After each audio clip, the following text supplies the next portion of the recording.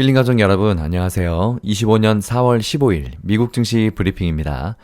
뉴욕 시장에서는 3대 주요 주가지수가 2거래일 연속 동반 상승세를 이어갔습니다. 도널드 트럼프 미국 대통령이 주요 전자제품에 대해서 중국과의 상호관세를 면제하기로 하면서 애플 등의 대형 기술 기업들이 수혜를 입을 것이라는 기대감에 투자 심리가 다시 강해졌습니다. 다만 여전히 일관성 없는 관세 정책에 대한 의구심은 완전히 해소되지는 않아서 장중 한때 3대 지수가 하락세로 전환되기도 했습니다. 오늘 다우지수는 전장보다 0.78% 오른 4524에 거래를 마쳤고 S&P 500 지수는 0.79% 오른 5405를 기록했습니다. 나스닥 종합지수는 0.64% 상승한 16,831에 각각 장을 마쳤습니다. 필라델피아 반도체 지수 오늘 0.31% 상승해서 4,003을 기록했고 새로 시작한 AI 반도체 지수 0.33% 내린 941을 기록했습니다. 월가의 공포지수죠. 시카고 옵션 거래소의 변동성 지수 VIX는 전장보다 17.76% 내린 30.89를 기록했습니다. VIX가 최근에 40대, 50대를 계속 기록하면서 30이라는 숫자가 원래는 엄청나게 공포에 극한되어 있는 수치인데 우리가 하도 공포의 장속에서 살아서 좀 안정된 느낌이 듭니다. 이렇게 트럼프 대통령의 관세 정책이 여전히 혼란을 주고 있는 가운데 증시는 전자제품에 대한 상호관세 면제 조치에 긍정적으로 반응했습니다.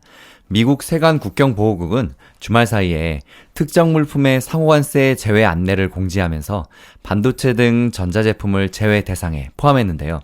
이에 시장에서는 기술 기업들이 관세 전쟁을 피해서 스마트폰이나 노트북 같은 소비재 역시 저렴한 가격을 유지할 수 있다는 기대감이 생겨났습니다.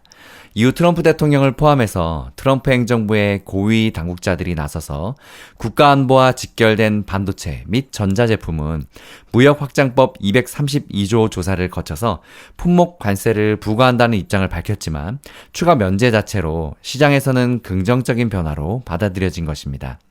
트럼프 대통령은 이 발표 직후 자신의 소셜미디어인 트루스 소셜을 통해서 이 제품들은 기존 20% 펜타닐 관세가 적용되며 다른 관세 범주로 옮겨질 것이라고 밝혔습니다. 기존 입장대로 반도체는 의약품 등과 함께 별도 조사가 진행되는 개별 관세 대상이 될 예정이라는 설명입니다. 하워드 루트닉 미국 상무부 장관도 이날 인터뷰에서 상호관세 면제는 영구적인 조치는 아니며 한두 달 내에 다시 관세가 부과될 수 있다고 밝혔습니다. 트럼프 대통령은 이날 자동차 부품에 대한 관세 면제 가능성도 내비쳤는데요. 그는 이날 백악관 집무실에서 나이브 부켈레 엘살바도르 대통령과 회담하는 자리에서 1시 동안 관세 면제 조치를 검토하는 특정 물품이 있느냐는 취재진의 질문에 자동차 기업들을 도울 방안을 모색하고 있다고 답했습니다. 이어 그들은 캐나다와 멕시코와 다른 지역에서 생산하는 부품을 이곳에서 만들기 위해 전환하고 있다며 시간이 좀 더 필요하다고 말했습니다. 미국은 지난 2일부터 수입산 자동차에 25%의 관세를 발효했고 다음 달 3일부터 수입차 부품의 관세를 발효할 예정입니다.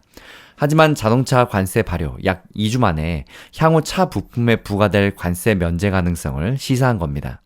전문가들은 시장은 트럼프 행정부가 극단적인 관세 제한에서 후퇴하고 있다고 보고 있다면서 점진적이지만 좋은 소식이라고 말했습니다.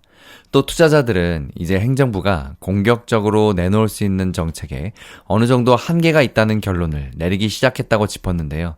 다만 오락가락 관세 정책으로 인한 불확실성과 증시 변동성은 앞으로도 지속될 것으로 예상됩니다. 모건 스탠리의 매니징 디렉터는 단기적으로 반등세가 지속되려면 투자자들은 백악관으로부터 관세 유연성에 대한 신호를 계속 확인해야 할 것이라며 불확실성은 여전히 높고 일일 변동성 역시 높은 수준을 유지할 수 있다고 내다봤습니다. 한편 크리스토퍼 월러 미국 중앙은행 이사는 트럼프 대통령의 관세가 높게 유지되더라도 인플레이션에 미치는 영향은 일시적일 것으로 전망했습니다. 그는 인플레이션이 상당히 높아질 것으로 분명히 예상하지만 기대 인플레이션이 잘 고정돼 있다면 인플레이션은 내년보다 완만한 수준으로 돌아올 것이라며 둔화가 상당하고 경기 침체마저 위협한다면 이전에 생각했던 것보다 연방공개시장위원회 FOMC가 더 빠르고 더 큰 폭으로 금리를 내리는 것을 선호할 것이라고 예상했습니다. 관세에 따른 물가 상승보다 경기 침체 위험에 더 집중해서 대응하겠다는 입장을 시사한 것입니다. 미국 국채 가격은 오랜만에 급등세를 보였는데요. 트럼프 대통령의 관세 완화 조짐에 대한 기대감과 함께 크리스토퍼 월러 연방준비제도 이사의 비둘기파적인 발언이 국채 강세 압력으로 작용했습니다. 그러나 지난주 나타났던 장기채 매도 현상이 남긴 불안감은 아직 완전히 가시지 않은 분위기입니다. 시장에서는 트럼프 대통령의 불확실한 정책 방향성이 미국 자산의 매력을 떨어뜨리고 있다는 지적도 이어졌습니다. 한편 뉴욕 연방준비은행의 소비자 기대 설문조사에서는 1년 기대 인플레이션이 3.6%로 나타났는데요. 전월 3.1%에서 0.5%포인트나 뛰었습니다. 이는 2023년 10월 이후 가장 높은 수준입니다. 시카고 상품거래소 페드워치 툴에 따르면 페드가 6월 말까지 기준금리를 동결할 확률은 전날 마감 무렵 24.3%로 올라갔습니다. 반면 0.5%포인트 인하할 확률은 13.7%에서 11.4%로 소폭 하향됐습니다. 오늘 주요 종목들의 등락률을 보면 애플 등의 빅테크가 대중 상호관세를 피해갈 것이라는 기대가 생기면서 주가가 강세를 보였는데요. 하지만 증시 상승세를 이끈 것은 M7 빅테크가 아니었습니다. M7은 오늘 오른 종목보다 오히려 내린 종목이 더 많았는데요. 팀 쿡 애플 최고 경영자가 트럼프 대통령과의 두터운 친분을 바탕으로 이번 관세 면제를 받아냈다는 분석도 오늘 애플의 주가를 밀어 올렸습니다. 애플은 2.21% 급등했고 애플의 시가총액은 다시 3조 달러를 돌파했습니다. 반면 마이크로소프트는 오늘 0.16% 소폭 내린 387.81달러를 기록했고 엔비디아는 오늘 하루 종일 움직임이 불규칙했는데요. 트럼프가 조만간 반도체 관세를 발표할 예정인 가운데 업체별로 유연한 대응에 나서겠다고 밝히면서 비관과 낙관이 공존했습니다. 결국 엔비디아는 0.2% 밀린 110.71달러로 거래를 마쳤습니다. 또 시총 4위 순위가 바뀌었습니다. 아마존이 최근에 관세 문제로 주가가 너무 많이 떨어지면서 5위로 내려갔습니다.